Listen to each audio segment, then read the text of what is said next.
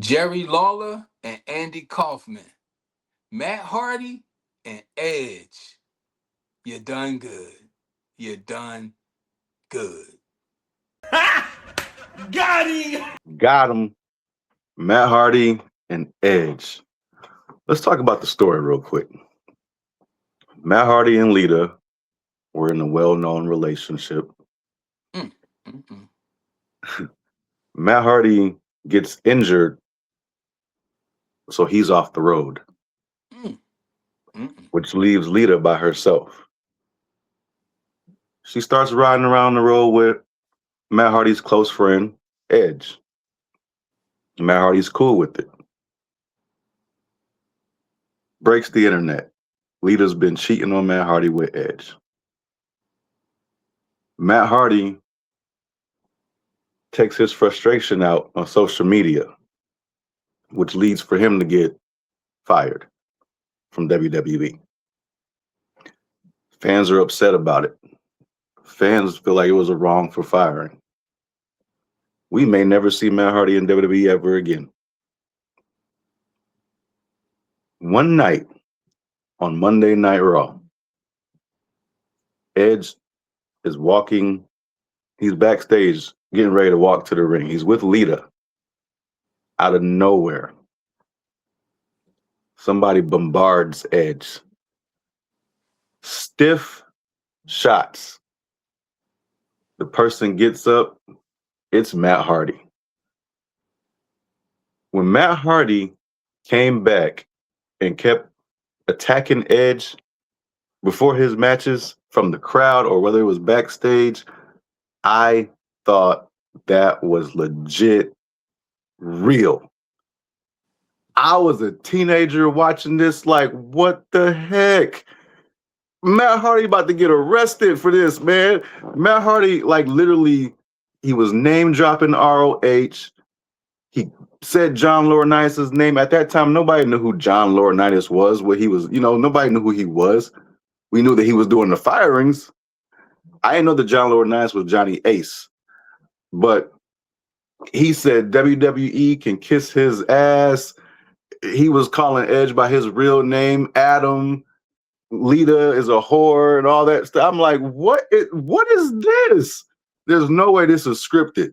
Couldn't be. Man, until I knew, even when they brought Matt Hardy back, when Vince McMahon announced that Matt Hardy is back on the WWE roster, I thought he had no choice but to do that. You know what I'm saying? I thought he had no choice. Matt Hardy is a wild man. He keeps sabotaging our show. He keeps coming out and beating up on Adam Copeland. We got to hire this guy back. This will make good TV. No, the whole thing was scripted.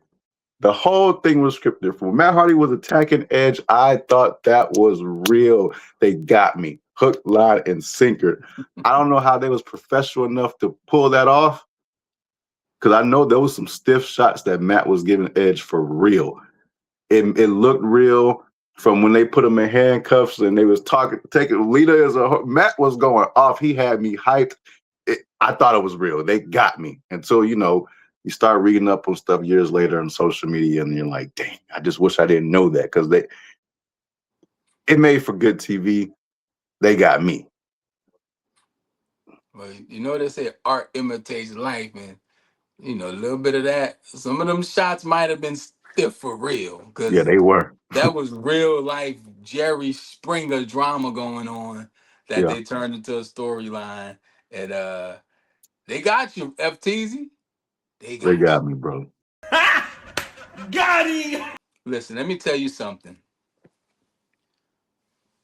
And I prepared a statement. Up until recently, I thought the feud between Jerry Lawler and Andy Kaufman was 100% real. I'm talking real, like for real. I thought these two genuinely couldn't stand each other.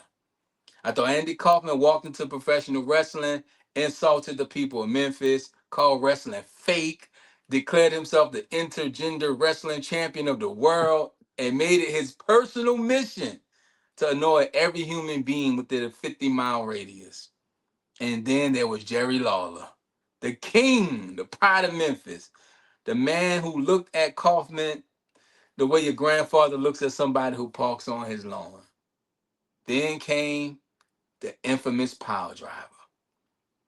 Andy Kaufman got dropped on his head, so he started showing up for months wearing a neck brace. He giving emotional interviews. He convinced everybody he was seriously injured. Then these two appeared together on national television. Andy Kaufman keeps running his mouth. Lawler finally snaps. What did the five fingers say to the face? Slap.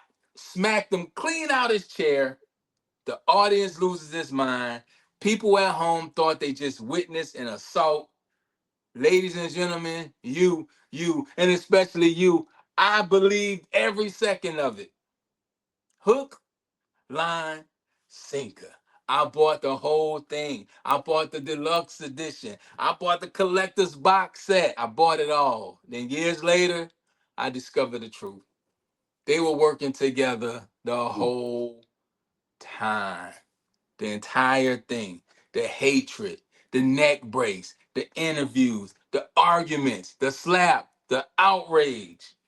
One of the greatest acts of performance art and professional wrestling storytelling ever created.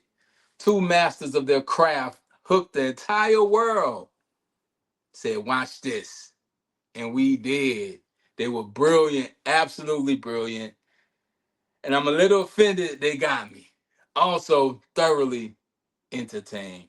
Because there's nothing more humbling than finding out you spent decades believing something that two professionals manufactured on purpose. Which brings me, the Archie Carter, to the two most humbling words in professional wrestling. Got him. Couldn't tell me Jerry Lawler and Andy Kaufman didn't hate each other. Couldn't tell me Jerry Lawler and Andy Kaufman didn't have real smoke with each other in real life. All of my years of wrestling, 80s, 90s, 2000s, 2010s to 2026, up until recently, I thought that was all legit. But FTZ, the king and the comedian, they got me, dog. They got Got you. Um, I didn't know that this was scripted until you told me the other day. Got him!